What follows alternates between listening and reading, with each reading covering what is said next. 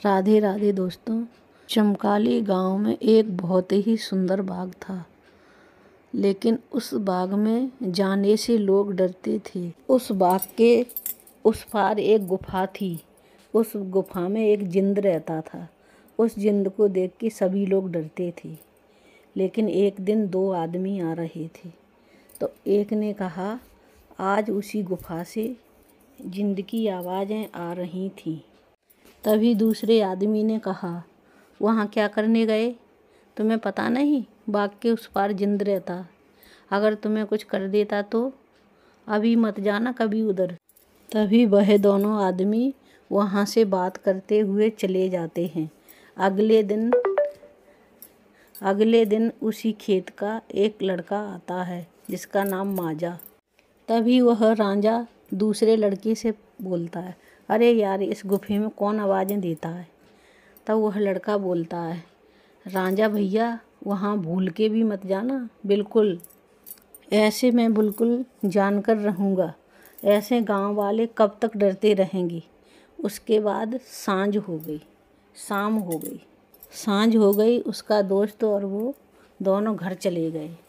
अगले दिन पूरे गांव में सन्नाटा छाया हुआ था, लेकिन रांझा के घर पर रांझा की लाश रखी थी। तभी रांझा के पिताजी बोल रहे थे, शाम को कहकर गया था, मैं एक बहादुरी का काम दिखाऊंगा। हाय, मेरा बेटा चला गया, रांझा मेरा चला गया। उसी गांव का एक आदमी बोला, होए न होए, उसी गुफा के जिंद ने ये किया होगा। उसी गांव में एक व्यापारी रहता था। उसके दो बेटियां थीं, एक रीमा और सीमा। दोनों बेटियों को रंग बिरंगे फूल बहुत पसंद थे। तभी वह दोनों बहनें कहने लगीं, चलो सीमा, बाग में चलते हैं, उस बाग में बहुत सुंदर सुंदर फूल हैं। तभी दूसरी लड़की बोली, नहीं, वहाँ बाबूजी नहीं जाने देंगे। उस बाग में फूल तो सुंदर सुंदर हैं, लेकिन उस बाग के उस पार एक गुफा है। उस गुफा में बहुत भयानक आवाज़ें आती हैं, और रांझा भैया ख़त्म हुए हैं तब से तो बाबूजी बिल्कुल नहीं जाने देंगे। मैं नहीं, क्या करूं मैं, बाबूजी नहीं जाने देंगे। तभी सीमा कहने लगी, अरे रीमा, ये सब झूठी बातें हैं। वहाँ कोई जिंद नहीं है। अगर जिंद होता तो गांव वालों को दिखाई नहीं देता क्या? चलो चलते हैं, फूल लेकर आएंगे। तभी रीमा कहने लगी, हाँ सीमा, बोल तो आप सही रही हो। चलो ठीक है, अपन लोग कल ही उस बाग में जाएंगे। हो सकता है रांझा भैया का कुछ राज पता चल जाए। तभी सीमा ने कहा, वहाँ कुछ राज नहीं है, कल हम दोनों सुबह ही चलेंगे। तब रीमा बोलने लगी, बाबूजी नहीं जाने देंगे। सीमा बोली, नहीं, कल बाबूजी कहीं जा रहे हैं, इसलिए सुबह ही चलेंगे। सीमा अपना सिर हिलाती हुई, और इसके बाद दोनों बहनें जाकर अपने कमरे में सो जाती हैं। तभी वह धन्नू उन दोनों बेटियों से कहता है कि देखो बेटियों, हम शहर से बाहर जा रहे हैं, लेकिन आप लोग उस बाग में मत जाना, क्योंकि उस बाग में जाकर ही रांझा मारा गया। तब सीमा रीमा बोलती हैं, नहीं जाएंगे बाबूजी, आप निश्चिंत होकर शहर जाइए। तब धन्नू वहाँ से चला जाता है। उसके चले जाने के बाद दोनों बहनें उस बाग की तरफ जाने लगती हैं। तभी उन दोनों को गांव का एक आदमी देख लेता है और बोलता है, अरे रीमा, सीमा बिटिया, आप बाग की तरफ क्यों जा रही हो? आपको नहीं पता, उस बाग के उस पार एक जिंद रहता है, उसकी आवाज़ें आती हैं। तभी सीमा रीमा कहती हैं, कुछ नहीं, हम उस बाग में फूल लेने जा रहे हैं और फूल लेकर वापस आ जाएंगे, हम उस पार नहीं जाएंगे। तब वह आदमी बोलता है, ठीक है बिटिया, आप शाम होने से जल्दी आ जाना। और वह आदमी वहाँ से चला जाता है, और सीमा और रीमा बाग में चली जाती हैं। रीमा चलते चलते उस गुफा की दरवाजे पर पहुँच जाती है। तभी वहाँ रीमा को एक आवाज़ सुनाई देती है। वह आवाज़ बहुत भारी है। रीमा सोचती है, यह तो आवाज़ बहुत भारी है। तभी उस बाग में रीमा और सीमा पहुंच जाती हैं, और वहां जाकर देखती हैं कि दो चोर आपस में बातें कर रहे हैं और बोल रहे हैं कि उस गुफा में बोलते हैं एक जिंद रहता है, दूसरा बोलता नहीं मुझे तो लगता है ये डरा रहे हैं सब लोग, वो गुफा मुखिया की है, मुखिया ने बनवाई है, शायद उसमें सोना चांदी होगा। तो दूसरा चोर बोलता है चलो आज देख ही लेते हैं चल के। उन दोनों चोरों को जाते हुए देख रीमा सीमा भी उनके पीछे पीछे चल देती है। और जैसे ही वो चोर गुफा के पास पहुंचते हैं तो उस गुफा की तरफ से एक बुढ़िया आती दिखाई देती है। वह बुढ़िया बहुत भयानक है, लेकिन उसके हाथ में एक टोकरी है, उस टोकरी में रंग बिरंगे फल हैं। तभी वह बुढ़िया बोलती है वहाँ कहाँ जा रहे हो, आपको नहीं पता उस गुफा में जिंद रहता है और जिंद बुरी बुरी आवाज़ें निकालता है। तभी वो दोनों डर जाते हैं और तभी जिंद की आवाज़ आने लगती है। जिंद की आवाज़ आती है कि मुझे इस गुफा से निकालो, मुझे इस गुफा से निकालो। तभी वो दोनों चोर डरने लगते हैं। फिर वह दोनों डर जाते हैं और बोलते हैं चलो भैया भागो यहाँ से, चलो भैया भागो, इस गुफा में तो सचमुच जिंद है। और वह लोग वहाँ से भाग जाते। तभी वह बुढ़िया खूब हंसने लगती है और बोलने लगती है देखो मैंने तो पहले ही कहा था यहाँ दोबारा मत आना, और मैंने उन दोनों को भगा दिया। और ज़ोर ज़ोर से हंसने लगती है। तभी ये सब रीमा और सीमा देख रही। तभी सीमा के सामने वह औरत आ जाती है जिसके हाथ में टोकरी में रंग बिरंगे फल हैं। और वह औरत सीमा और रीमा से बोलती है कहाँ जा रही हो आप उधर। सीमा और रीमा दोनों डर जाती हैं, हाथ ऊपर कर लेती हैं। तभी सीमा रीमा कहती हैं हम तो यूं ही बाग में फूल तोड़ने आए थे, आप यहाँ क्या कर रही हो काकी। तब उस औरत ने कहा मैं तो यहीं रहती हूँ बाग में, तुम यहाँ से दोनों जल्दी चली जाओ, उस पार जिंद रहता है। तब सीमा रीमा कहती हैं क्या सचमुच और रहता है। तब वह औरत वहाँ से चली जाती है। तभी सीमा कहने लगी मुझे तो बहुत डर लग रहा है, मैं नहीं जाऊँगी। तब रीमा बोली तुम यहीं खड़ी रहो, मैं गुफा के अंदर जाऊँगी, लेकिन मैं सच का पता लगाऊँगी क्या सचमुच जिंद है कि कोई और आवाज़ें निकालता है। यह कहकर रीमा अकेली ही उस गुफा की ओर चली जाती है। रीमा चलते चलते उस गुफा की दरवाजे पर पहुंच जाती है। तभी वहाँ रीमा को एक आवाज़ सुनाई देती है। वह आवाज़ बहुत भारी है। रीमा सोचती है यह तो आवाज़ बहुत भारी है। तभी रीमा कहती है तुम क्यों मुझे आवाज़ लगा रहे हो, और तुम क्या वही जिंद हो जिसको सभी लोग बोलते हैं। और वह बोलता है मुझे बाहर निकालो। तब वो बोलते हैं हाँ। तभी वह जिंद कहता है मुझे यहाँ से निकालो लड़की, मैं कई सालों से यहाँ कैद हूँ, मैं तुम्हारी सहायता करूँगा, मुझे आप आज़ाद कर दो, इसके बाद मैं कभी नहीं आऊँगा यहाँ। तब सीमा बोलती है सच। तभी रीमा पूछती है कि आप हमेशा के लिए चले जाओगे। तब जिन बोलता है हाँ। तो रीमा बोलती है मैं तुम्हारी सचमुच सहायता करूँगी, बताओ मुझे क्या करना है। तभी उस गुफा के दरवाजे खुलते हैं और रीमा अंदर चली जाती है। जैसे ही वह अंदर जाती है तो उसे एक अजीब जानवर की परछाई दिखाई देती है। उसे देखकर रीमा डर जाती है। तभी आवाज़ आती है आइए लड़की, तुम्हारा इस जिन्न की गुफा में स्वागत है।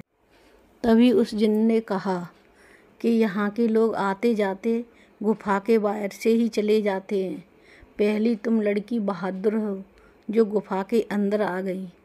तभी उस लड़की ने कहा आप मुझे दिखाई क्यों नहीं दे रहे, क्या आप दिखाई नहीं देते हो किसी को। तभी उस जिन्न ने कहा नहीं, मैं तो जिन्न की परछाई हूँ, जिन्न तो गुफा में कई सालों से कैद है, मैं उसकी परछाई हूँ, मैं आपको नहीं दिखाई दे सकता। तभी उस लड़की ने कहा वो जिन्न क्यों कैद है। तभी उस लड़की ने कहा क्या जिन्न को रिहा होने का कोई मार्ग नहीं है। तब उस परछाई ने कहा हाँ मार्ग है और तुम वहाँ तक पहुँच सकती हो। तुम्हें इस गुफा के तहखाने में जिंद के पास जाना होगा। वही जिंद आपको मुक्ति का मार्ग बताएगा। तभी रीमा वहाँ से गुफा के तहखाने की तरफ चल देती है। तभी रीमा हाथ में एक आग की मिसाल लेकर उस गुफा की तरफ जाती है। जैसे ही रीमा हाथ में मिसाल आग के लिए अंदर जाती है तो उसे एक आग जलती हुई दिखाई देती है। जैसे ही रीमा आग के पास पहुंचती है तो वहां बोलती है, हे जिंद, मैं आपकी मदद करने आई हूँ, क्या आप सुन सकते हो? तभी जिंद ने कहा, बहादुर लड़की, आपका इस गुफा में स्वागत है। आप ही मुझे इससे रियायत दिला सकती हो। तुम बहुत ही बहादुर हो, सो इस गुफा में आई हो। मेरा नाम जिनादर है। कई सालों से इस गुफा में बंद हूँ। तब रीमा ने कहा, मेरे सामने आओ जिन्नात, मैं तुम्हें देखना चाहती हूँ। अचानक ही जिंद रीमा के सामने आता है। बड़ा डरावना होता है, बहुत भयंकर होता है और उसका शरीर विशाल होता है। उसके सर पर एक लंबी सी चोटी होती है। उसे देखकर रीमा थोड़ा डर जाती है, लेकिन वह जिंद बोलता है, तुम डरो मत लड़की। तभी जिंद ने कहा, मैं तुम्हें कुछ नहीं करूँगा क्योंकि तुम मेरी मदद करने आई हो। लेकिन मेरी मदद करना इतना आसान नहीं है, एक बार आप फिर सोच लो। तभी रीमा कहती है, मैं तुम्हारी मदद कैसे कर सकती हूँ और तुम यहाँ कैद कैसे हो? तब जिंद ने कहा, मैं बताता हूँ। तब वह जिंद बताने लगा, इस गुफा में पहले एक औरत रहती थी। वह बहुत गरीब थी।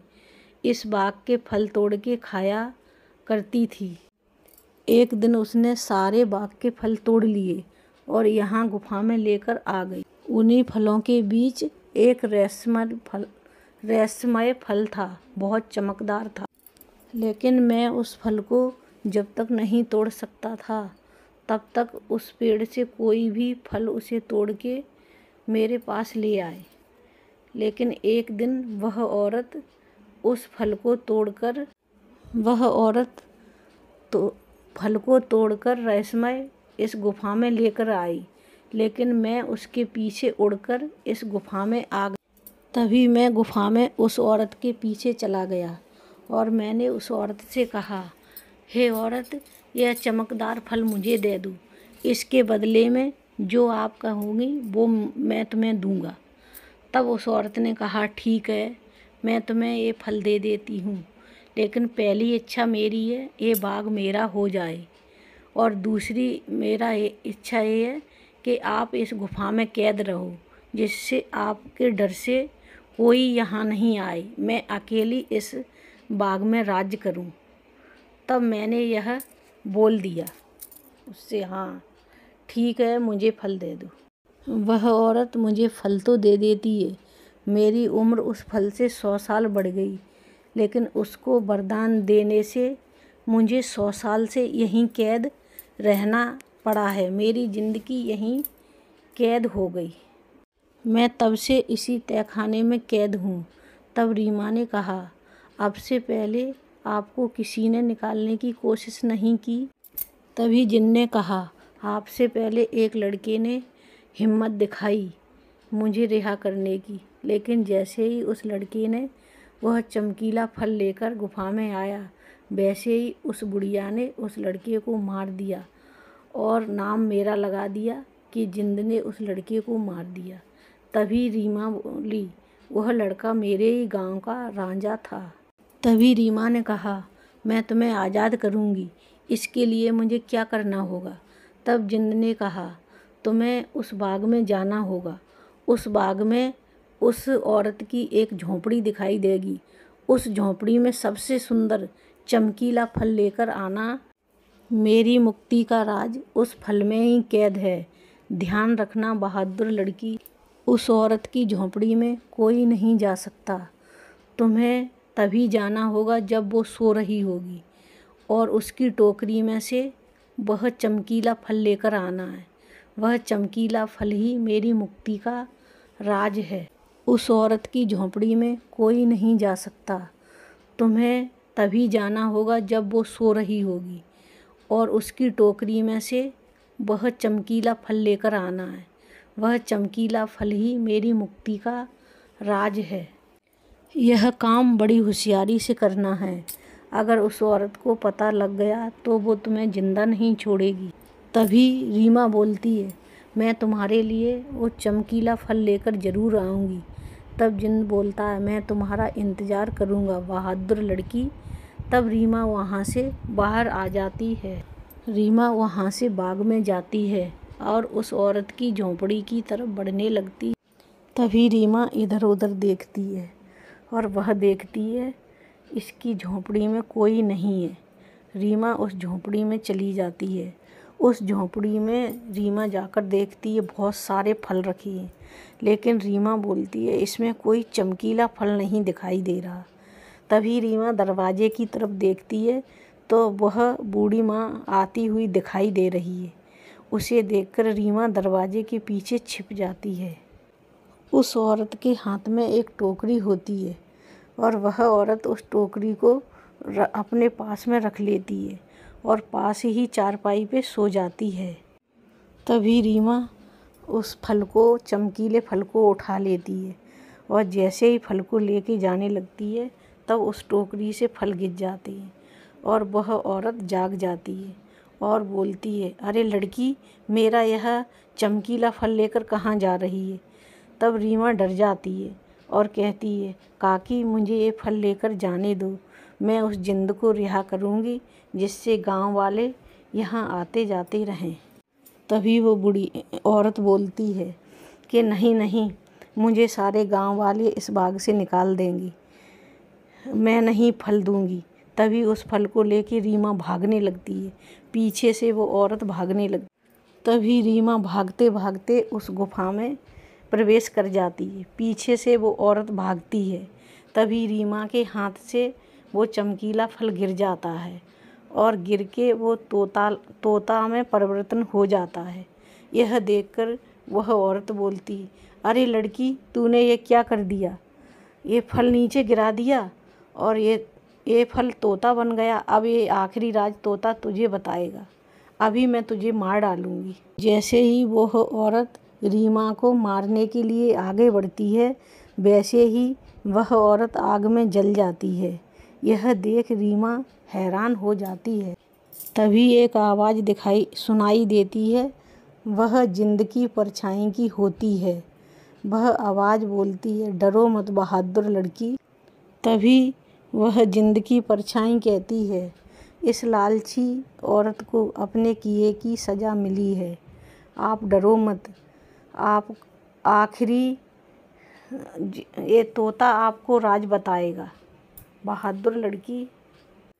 इसके बाद वह तोता उड़ने लगता है और गुफा में उसी तरफ भागने लगता है जहाँ वो जिंद कैद था। रीमा भी उस तोते के पीछे पीछे चलने लगती है। वह तोता एक खिड़की पे जाकर बैठ जाता है जो काफ़ी चमक रही। तभी वह तोता बोलता है, ए बहादुर लड़की, तुम्हें इस खिड़की को खोलना होगा। इस खिड़की के खोलने के लिए मैं तुम्हें 2 रास्ते बताऊं। उन दोनों रास्तों में से तुम्हें एक रास्ता चुनना है, तब आपको चाबी मिलेगी। तभी वह तोता कहता है, एक रास्ता गुलाब की तरफ जाता है जो कि बाग की तरफ है और दूसरा रास्ता अंधेरे की तरफ जाता है जहाँ जिंद कैद है। सोच लो तुम्हें कौन सा रास्ता चुनना है। कुछ देर रीमा सोचती है, लेकिन कुछ देर बाद वह बोलती है, मैं अंधेरा वाला रास्ता ही चुनूंगी जहाँ जिंद कैद। अंधेरे रास्ता पे रीमा चलने लगती है। तभी उसे चलते चलते एक सिक्का दिखाई देता है।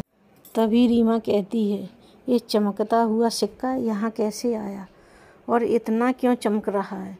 इस चमकते हुए सिक्के को रीमा अपने हाथ से जैसे ही उठाती है तो उस गुफा में रोशनी हो जाती है, एकदम चमकदार।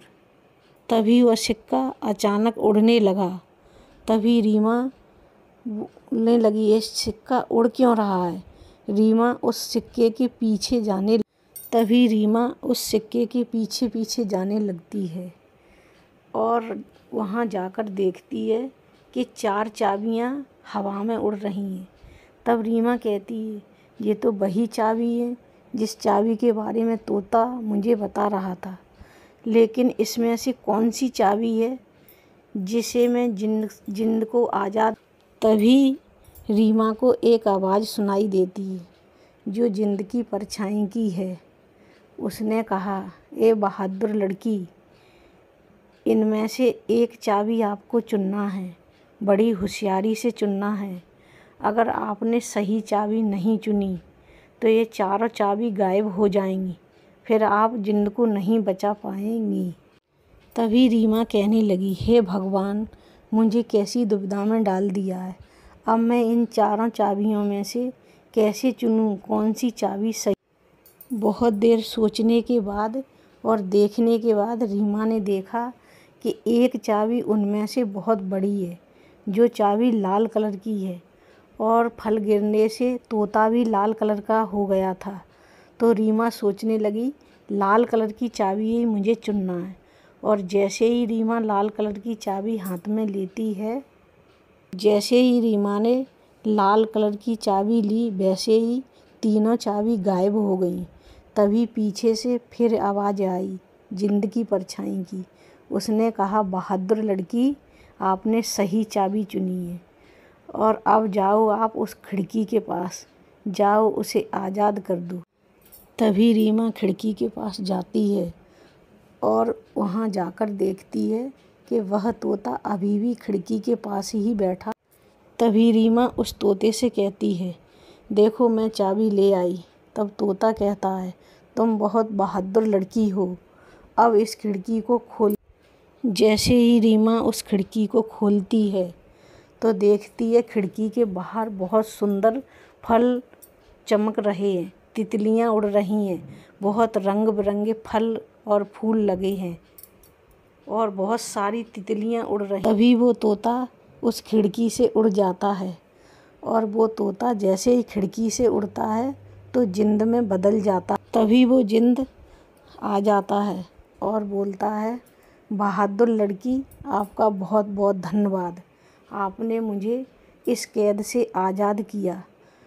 आज आप जो भी मांगोगी वो मैं तुम्हें दूंगा, मांगो। तभी रीमा ने कहा, क्या सचमुच तुम आज़ाद हो? अब हम सब लोग इस बाग में आ सकते हैं, हमारे गांव वाले भी आ सकते हैं, मेरी बहन भी आ सकती है। तब जिंद ने कहा, हाँ आ सकते हो।